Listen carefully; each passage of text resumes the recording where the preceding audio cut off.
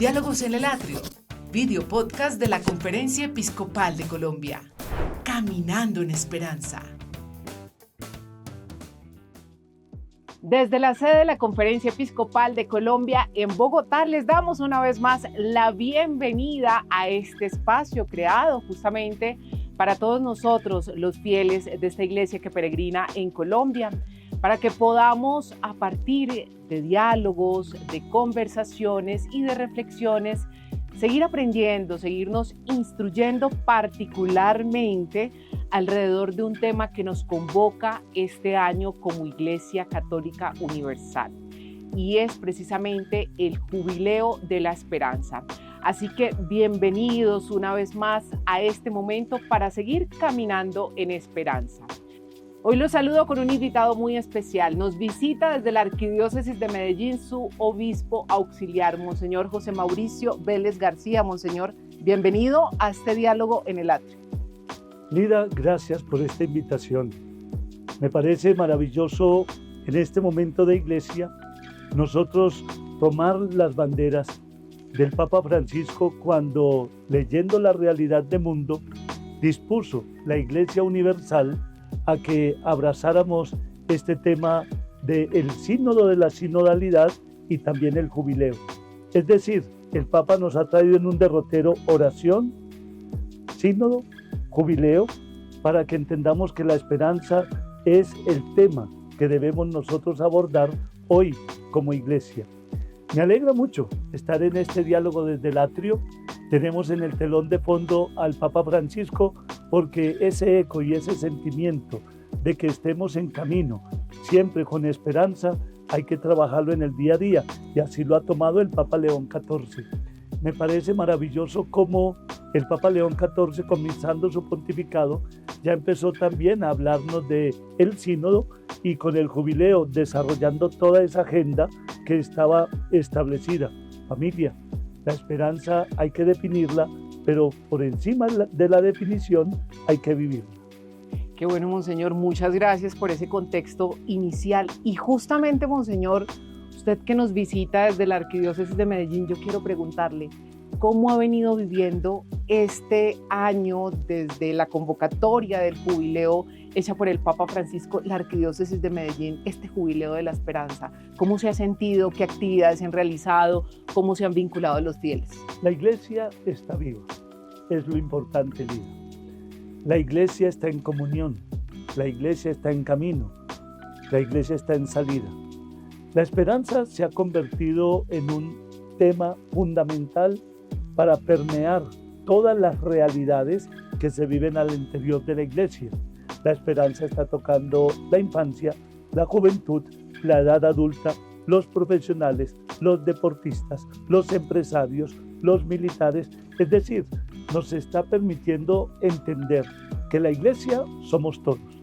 Y como la iglesia somos todos, corresponderá en la creatividad a quienes ir congregando en la catedral para vivir el jubileo, para darles un mensaje de esperanza y para entender que transversalmente en todos los segmentos que hacen parte de la sociedad y por ende de la iglesia, debemos dejar claro, primero, que la esperanza nos lleva siempre a proyectar nuestra vida en un mañana promisorio, en un mañana mejor.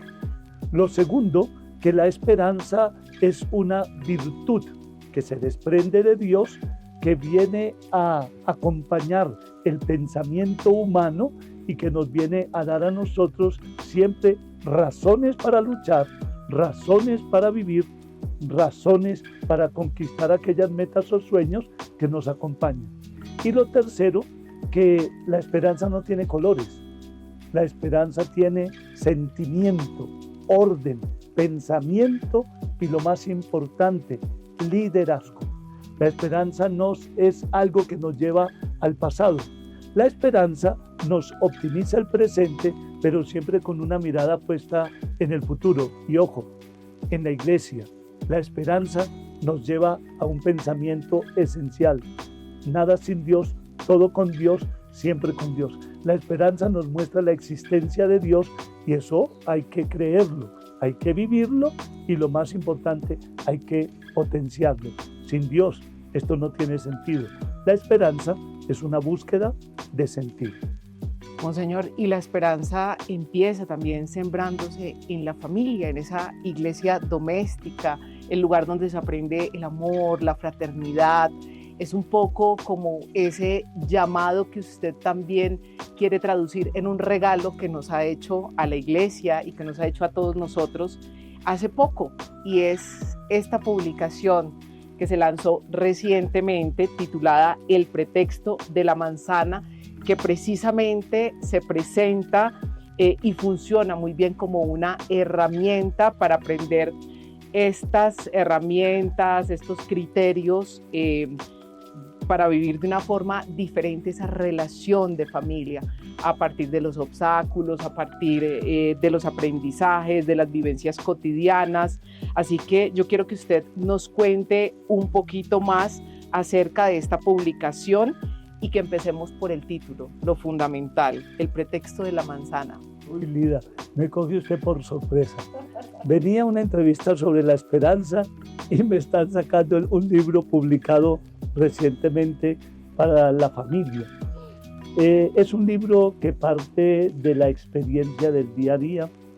Es un libro que se hace desde la realidad de cada familia, la necesidad de muchas personas en esas conversaciones, coloquios, conferencias, en esa pastoral de la escucha.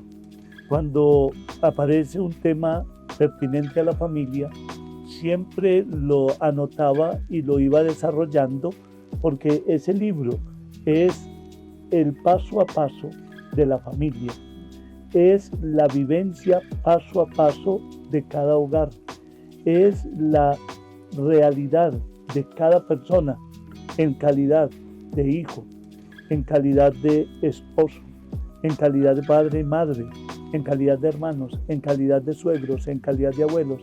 Todo lo que se vive en la realidad de la familia está plasmado en este libro, El pretexto de la manzana. Es un libro que su nombre o su título obedece al pasaje del Génesis. Si bien sabemos que el tema de la manzana no aparece como concepto en las Sagradas Escrituras, en el libro del Génesis se habla del fruto prohibido, en la tradición, en la historia de la humanidad siempre se habla de la manzana de Eva. ¿Por qué el pretexto de la manzana? Porque en el momento en que Dios le pide cuentas a Adán, porque Adán se le escondió, Adán, ¿dónde estás? Adán estaba escondido porque descubrió su desnudez y le dio vergüenza de Dios. Entonces ahí Dios leyó que había un mal, que había un problema, había un pecado. La desobediencia no. El haberse comido la manzana tampoco.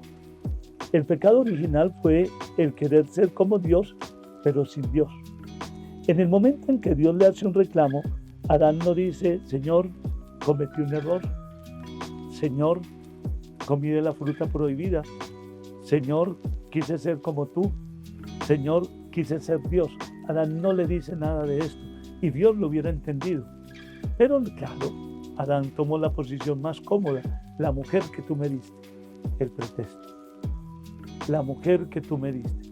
Y ese es un problema que tienen hoy la familia, que la gente siempre dice que Dios es testigo, que usted es culpable, pero la gente nunca entiende que cuando Dios es testigo y usted es culpable, yo soy 1, 2 y 3 veces más.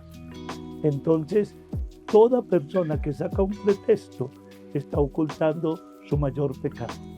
Este texto, este libro, nos está diciendo no es tiempo de pretextos, es tiempo de asumir, de afrontar y de cuidar. Me parece interesante también cómo justamente el padre Javier Riveros en la presentación del libro habla de que no es, como decimos, frente a la esperanza, no es ausencia de situaciones complejas, de signos de los tiempos que nos confrontan, sino vivir esa esperanza y habitar esa esperanza con E mayúscula, que es la que realmente nos sostiene más allá de las adversidades, más allá del tiempo, que no tiene que ver con eso, ¿no? Y el padre, al presentar este libro, decía, y no es que ignore el hecho de que hay situaciones en las familias que son complejas, no es que se hable siempre de los momentos más bellos o más sencillos, sino que brinda herramientas para saber cómo poder atravesar y vivir esto desde el amor, desde la comprensión, desde el entendimiento y obviamente reconociendo el valor que tiene pues este espacio como lo es la familia y sobre todo cada uno de sus miembros. Y además me llama mucho la atención, Monseñor, que son más de 400 páginas, quien lo ve diría pues es un texto profundamente robusto, pensaría que tal vez es denso, y lo que más me ha llamado la atención junto al tema ha sido la forma en la que está planteado metodológicamente, muy sencillo, realmente nos lanza un tema y además del tema nos pone una reflexión desde el punto de vista bíblico, un par de párrafos muy concretos y sigue a la otra dimensión. Y lo interesante, mira, cuando nosotros miramos este texto, encontrar algo que para nosotros es importante. Nosotros debemos entender que la sociología, la antropología nos dice que la familia es un padre, una madre, uno y varios hijos. Eso no nos puede dar miedo decirlo. La familia está constituida por un hombre y una mujer. Eso no es ser retrógrados, eso no es ser anticuados, es simplemente sociología, antropología, natura, la natura. Y la familia ciertamente va necesitando delineamientos y orientaciones. Cuando uno pedagógicamente va llevando la familia al pensamiento, esto funciona. Porque muchos piensan que el problema que yo estoy viviendo es mi problema, que ese es único y exclusivo de mi casa, de mi hogar. Pero no nos equivoquemos. Entendamos que la familia está conformada por esa condición y realidad humana y todos tenemos problemas. No conozco un hogar que no tenga crisis. No conozco una pareja que no haya tenido momentos de oscuridad y tensión en su relación interpersonal. No conozco un miedo de una pareja que digan nunca he padecido la educación de mis hijos o me ha estresado la educación de mis hijos. En la familia lo más natural es asumir o vivir o experimentar una crisis. Pero la pregunta es, ante esa crisis, ¿yo qué puedo ir haciendo? Esto obviamente nos va llevando a que en ese orden de ideas yo vaya viendo cómo proyecto mi familia, cómo proyecto mi hogar, cómo proyecto lo que hay en mi corazón, porque la familia la tenemos que cuidar todos, pero partan de 3 ideas muy simples.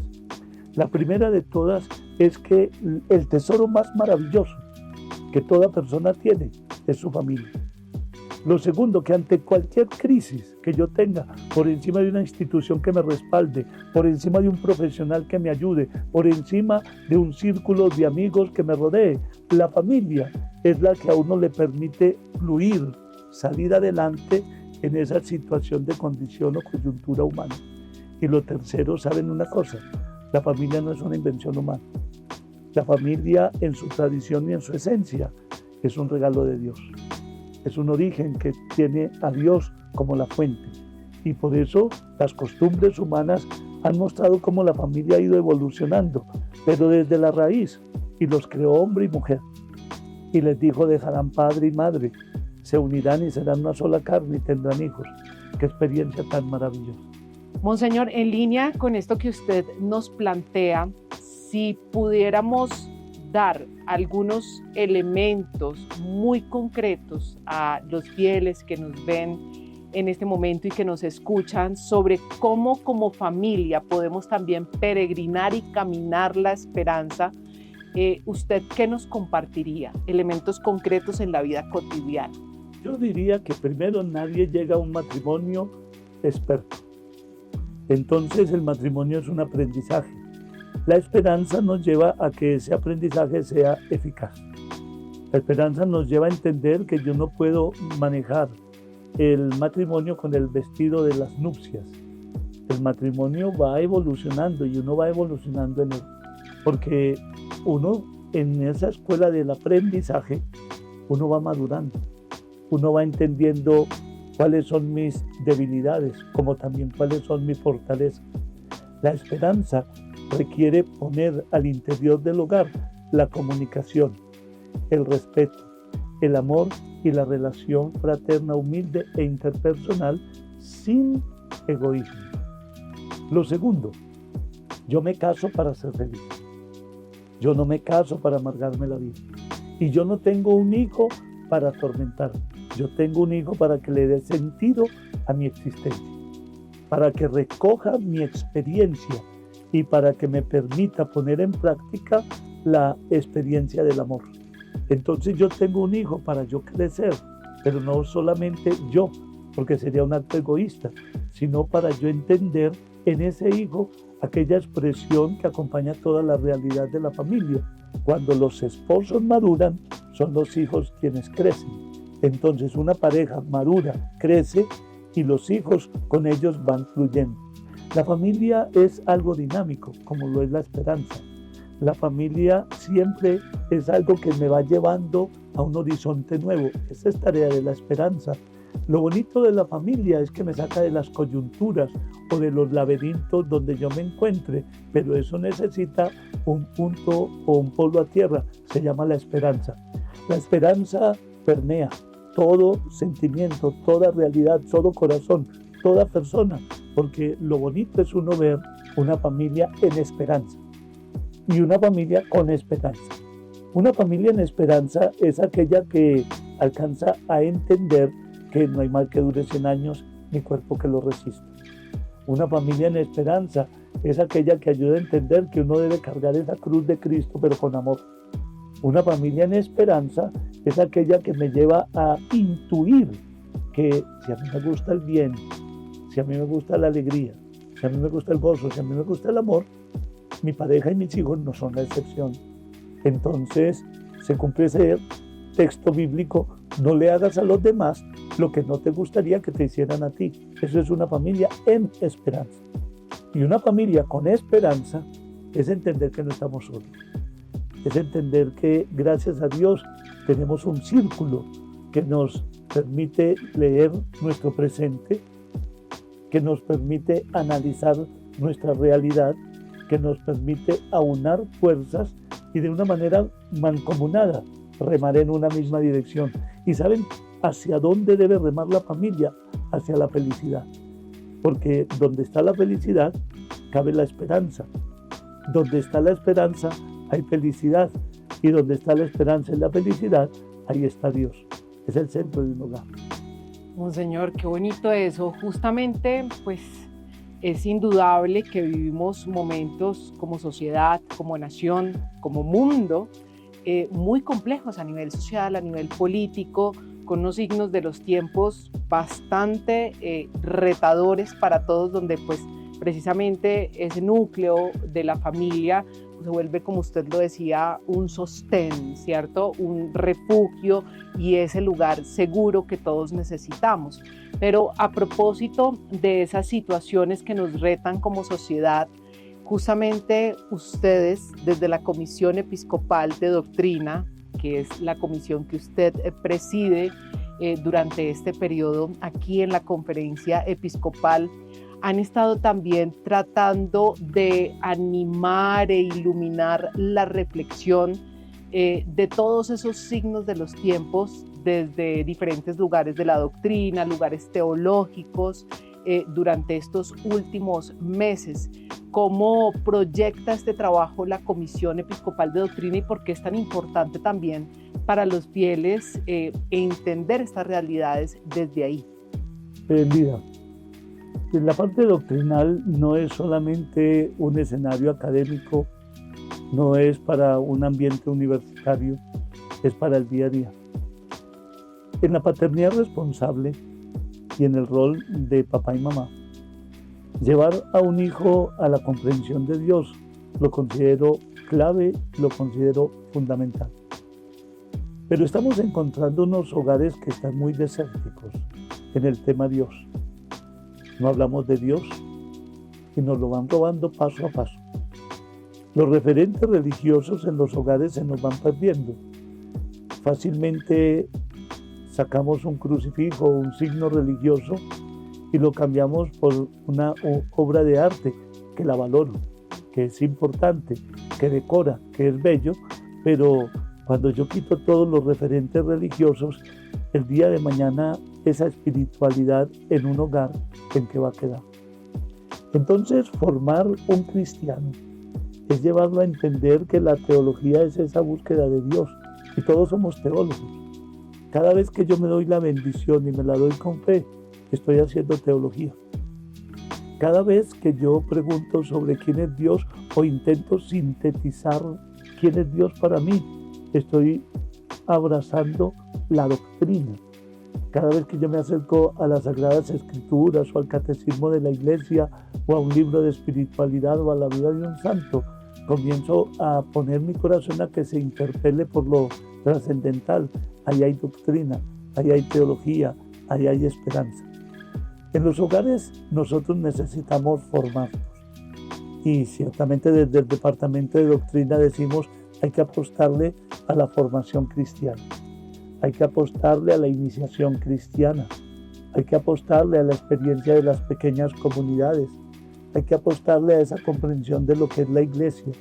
Precisamente muy a la par del Departamento de Doctrina, nosotros creamos ese blog en Instagram de Iglesia y Derecho, porque si un padre de familia mirando por ejemplo Iglesia y Derecho dice, hombre, ¿qué es la iglesia?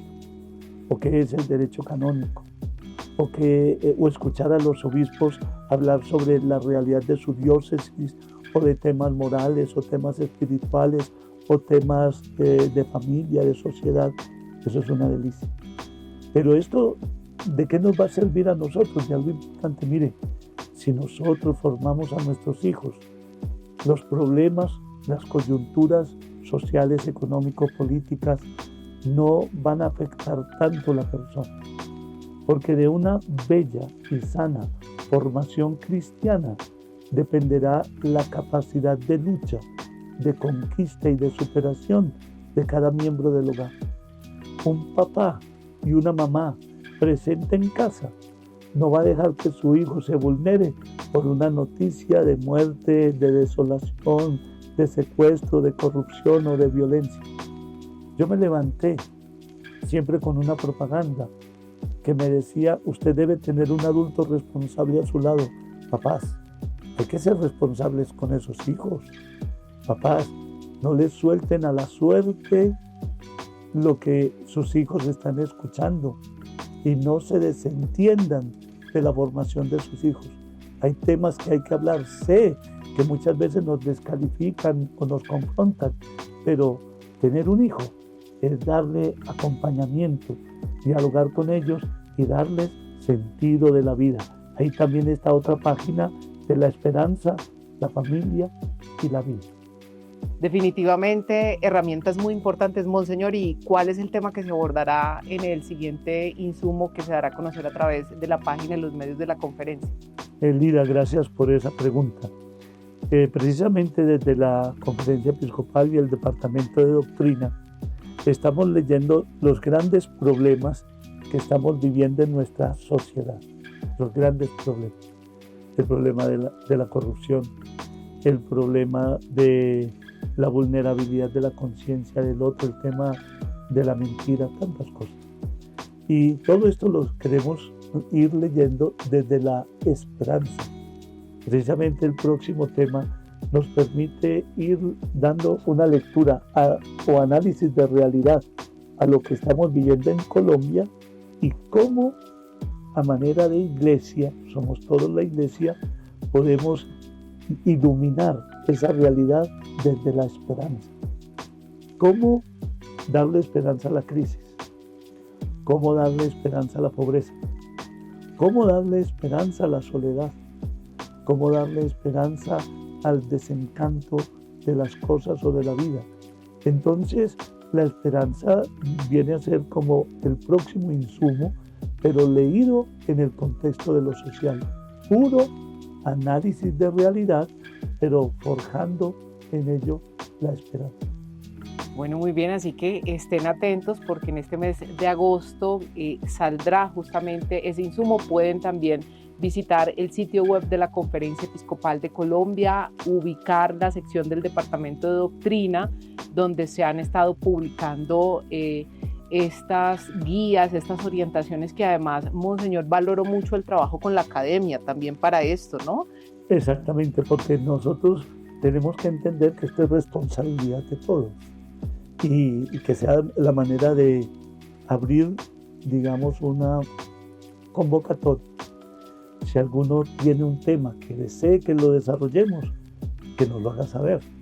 Si alguno dice como que quiero que mi universidad se vincule con un tema, que nos lo hagan saber. Es que nosotros en Colombia tenemos gente con pensamiento, tenemos grandes líderes, pero yo se los digo muy claramente, lo que no está en los medios no existe.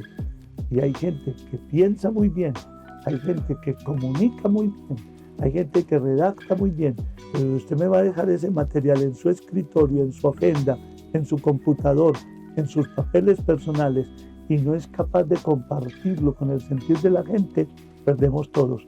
Ojo, la crisis de uno se convierte en la crisis de todos, pero el pensamiento de uno puede iluminar el pensamiento de todos. Bueno, que entre todos entonces nos animemos justamente a llevar ese faro, a iluminarnos para vivir realmente esta esperanza y habitar este jubileo, partiendo desde los núcleos más sencillos, pero también los más importantes. Las familias, por ejemplo, las comunidades, por ejemplo, los lugares en los que estamos permanentemente. Esto no es algo aislado, esto no es de otros, esto es de todos y empieza por cada uno de nosotros. Bueno, Monseñor, hemos llegado al final de este espacio. Gracias por estos minutos para compartir con nosotros. Esperamos tenerlo más adelante en otro episodio. Pero yo quiero que antes de irnos usted nos comente en dónde las personas pueden conseguir esta publicación, El pretexto de la manzana, un libro para la familia. Este libro yo le cedí todos los derechos al Minuto de Dios. Y se los cedí porque ellos están haciendo una tarea en la evangelización. Entonces se encuentra en todas las librerías del Minuto de Dios. Y con ellos lo pueden conseguir inclusive a domicilio.